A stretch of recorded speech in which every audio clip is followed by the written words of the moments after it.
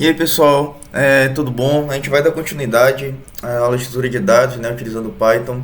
A gente vai ver hoje a questão de como é que as listas, as filas e as pilhas elas funcionam dentro da memória RAM do seu computador, né? Quando você executa um programa aí, como é que eles se comportam, justamente para a gente ter uma noção geral, né, uma visão mais macro de como é que como é que funciona, né, todo esse mecanismo aí por trás, né, aí no seu computador. Então vamos lá. Primeiro, gente, qualquer tipo de programa que a gente execute no nosso computador, a gente tende a pensar, né, que ele é executado do nosso HD, do nosso SSD, enfim. Só que não é de fato o que ocorre, né? O computador de vocês tem o que vocês provavelmente devem conhecer como memória RAM, né? É uma memória de acesso aleatório. Essa memória de acesso aleatório ela é uma memória super rápida, né? Onde quando você executa algum aplicativo, algum programa, o computador ele transfere, né? Se tiver, por exemplo, no HD, ele transfere esse programa para a memória RAM e seu computador ele pega informações e executa o programa a partir daquela memória RAM, né? Metaforicamente não, mas fazendo, né, uma explicação bem grosseira, seria mais ou menos isso, né, que eu falei para vocês. Bom, e por que o computador não deixa salvo, né, o aplicativo na memória RAM direto? Bom, gente, eu não sei se vocês se lembram, né, da aula de arquitetura de software, né, esse tipo de coisa, mas a memória RAM ela é uma memória volátil, né? Na feita que você desliga aquele dispositivo, o computador, por exemplo, tudo que está na memória RAM ela se perde, né? Então, para isso que serve o HD e o SSD, que têm acessos mais lentos, no entanto, eles conseguem persistir os dados, né? Mesmo depois que o dispositivo é desligado, tudo bem? Bom, então beleza. Tipo, o que isso daí tem a ver com a estrutura de dados? Como é que uma lista vai funcionar nisso, né?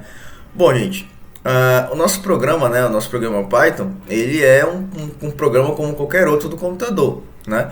Quando a gente põe ele para executar, ele vai lá para a memória RAM, né? E a partir de lá, o nosso computador ele executa ele com todas as linhas de código que a gente escreveu nele, com todos os recursos que a gente, né, escreveu nele. Então, a gente precisa entender como é que uma lista ela é construída na memória RAM, né? Justamente para entendermos como é que vamos manipular essa lista, como é que vamos construir ela, né? Então, vamos lá. Eu fiz um esqueminha aqui no Paint mesmo, né? Para vocês verificarem como é que vai ser o funcionamento de uma lista, de uma pilha, de uma fila, enfim, uma estrutura de dados, né? Dentro da nossa memória RAM. Bom, essa é a nossa memória RAM do nosso computador, né? Tá aqui a nossa aplicação. E como é que funciona uma lista, um array, um vetor, né? Bom, o nosso programa, basicamente, ele vai criar espaços na memória RAM. Não necessariamente esses espaços vão estar de uma maneira organizada, né? Como uma filazinha bonitinha, uma lista.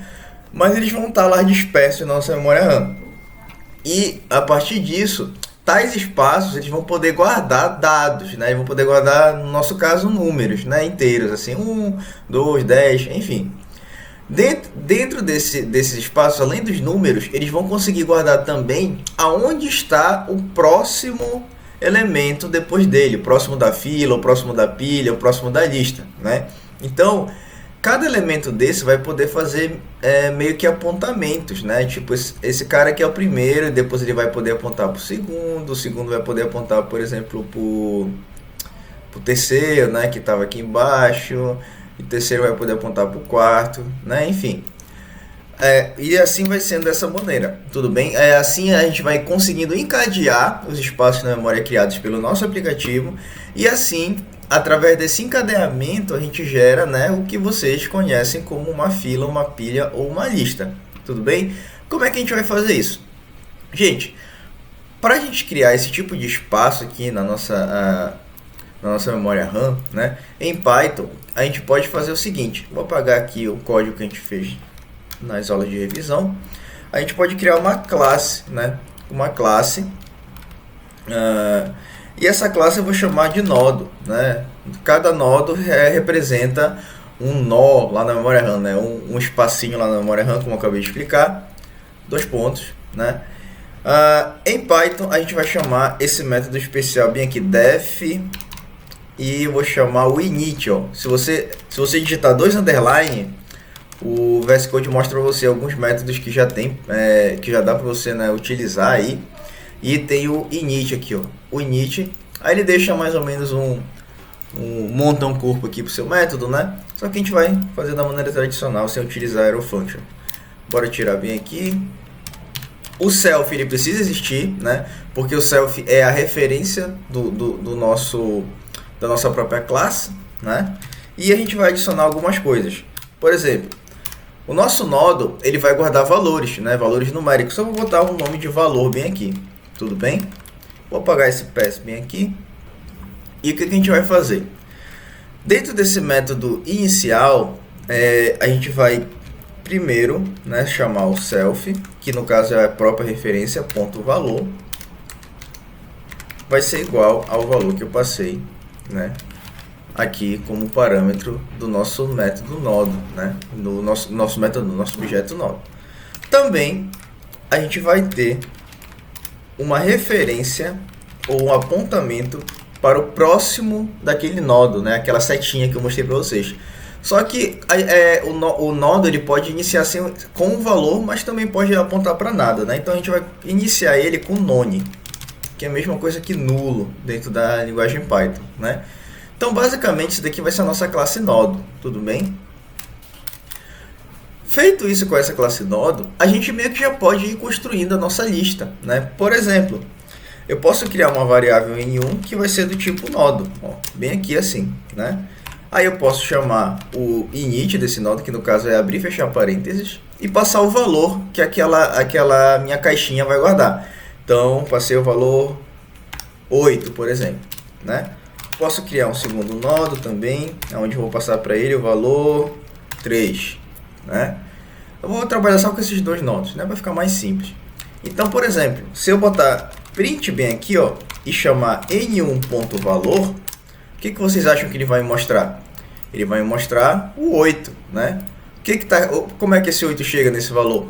Quando eu chamo n1 igual a nodo, abre e fecha parênteses 8, quer dizer o quê? Que ele cria uma caixinha lá na memória, né? Com o nome do tipo nodo, né? E esse 8 que eu estou passando é esse valor bem aqui, ó, que vai ser armazenado aqui na referência, né, do próprio objeto, que no caso é o N1. Então o 8 ele vai ser guardado no valor do N1, né?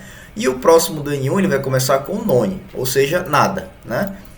O N2 é a mesma coisa, ele vai abrir uma caixinha lá na memória utilizando esse método init, quando eu chamo aqui nodo abre e fecha parênteses 3, né?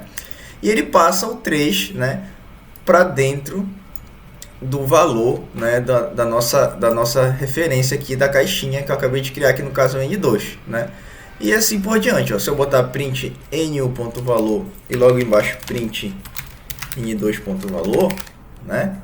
O que vai acontecer quando eu rodar esse programa? Ele vai mostrar o 8 e o 3 que eu criei bem aqui, né? São os valores do 8 e 3. Se eu tirar esse valor bem aqui, ó, o que ele vai me mostrar? Ó, ele me mostra esse negocinho aqui tudo doido, né? É bem aqui, ó. Praticamente essa numeraçãozinha bem aqui. Essa numeraçãozinha bem aqui, o que significa dizer? Essa numeraçãozinha é o endereço da memória, né? O endereço da memória. Deixa eu aumentar a fonte aqui para ficar melhor. É o endereço da memória aonde está aquela caixinha, né? Então, esse valor bem aqui, 0x0000, significa que, por exemplo, se eu vim aqui na memória, que no caso é o N1, bem aqui, ó. O N1 ele vai estar guardando no endereço da memória RAM, esse 0.000, um monte de coisa aqui, né? Isso daqui é o endereço que está aqui na minha caixinha do N1. Assim como o N2 também, por exemplo, deixa eu botar o N2 para cá. O N2 também vai ter o seu endereço de memória chamado 0x00, alguma coisa lá. Tudo bem? E assim por diante. Tudo bem? E o 1, por sua vez, ele está guardando o 8, né? E o 2 está guardando o 3, né? Tudo bem? Só que eles estão soltos na memória RAM. O 1 ele não aponta para o 2. Também o 2 ele não aponta para nenhum, né? Porque eu não estou trabalhando com nenhum próximo bem aqui, ó. Inclusive, se eu chamar n1.próximo, bem aqui, ó. Deixa eu apagar esse print n2. Se eu botar print n1.próximo e mandar ele rodar, o que ele apresenta para mim? Ó? None. Não tem nada, né? O próximo do N1 não é nada. Então, como é que a gente faz isso? A gente pode setar o próximo do N1. O que a gente pode fazer? Bem aqui, depois que a gente cria o N2, a gente pode dizer que o N1 ponto próximo é igual a N2. Opa!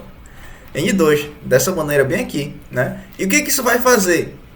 Quando a gente faz isso, gente, eu consigo dizer que agora o próximo do N1, ele vai apontar para onde? Para o N2, né? Eu consigo agora fazer isso. Ou seja, vocês estão vendo que eu estou começando a criar um encadeamento de nodos. Se eu criar o N3, por exemplo, eu consigo com que o N2 ele aponte para onde? Para o N3. E assim por diante, né? Então, quando a gente vai criando esse encadeamento de nós, a gente vai conseguindo meio que gerar na nossa memória RAM uma estrutura linear, né? Uma estrutura de pilha, uma estrutura de fila, de lista.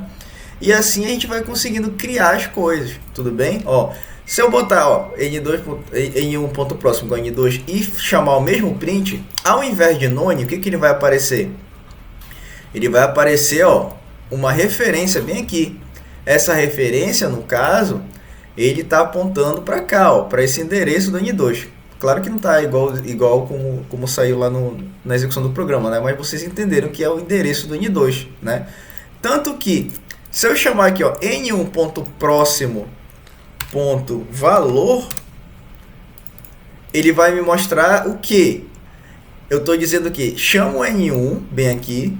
Qual é o próximo dele? O próximo dele é aqui, ó, N2. Qual é o valor desse próximo? Qual é o valor do N2? 3, né? Então, a partir do N1, eu consigo caminhar para o próximo dele e mostrar quem? O 3 aqui no final, sem acessar o N2 no print, né? Vocês estão vendo que eu estou chamando ele a partir do N1. Tudo bem? Então, por exemplo, se eu quisesse criar mais um N3, vou botar 10 aqui, e eu dissesse aqui embaixo N2.próximo vai ser igual a N3, o que eu poderia fazer? N2.próximo vai ser igual a valor, que vai ser o quê? 3, né? Porque eu estou setando que o N3 é o próximo do N2. Ó.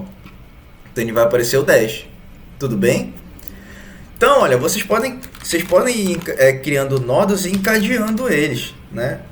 Deixa eu botar aqui ponto próximo, valor, aqui, print, vou botar valores.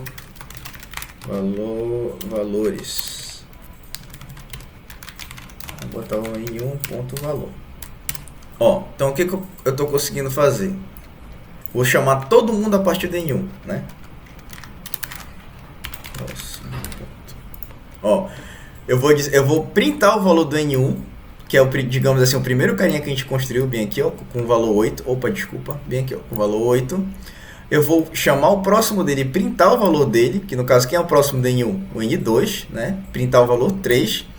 E depois eu vou chamar o próximo do próximo, ó, N1.próximo, chamei o N2, ponto próximo, chamei o N3, ponto valor do N3, né? Se eu rodar bem aqui, ó, 8, 3 e 10, né? Então, vocês estão vendo que eu consegui acessar tudo a partir do N1, né?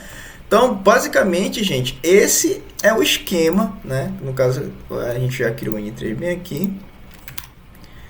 Esse é o esquema que a gente vai fazendo para justamente criar uma estrutura linear dentro da nossa memória RAM, quando o aplicativo ele é executado, né?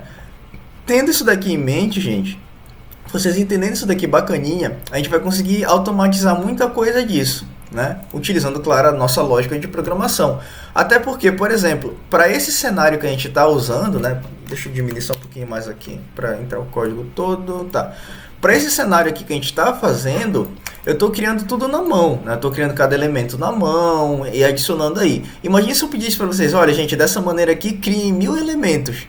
Ia ser um show de Ctrl+C, Ctrl+V, né? Trabalho braçal aí que não iria acrescentar em nada.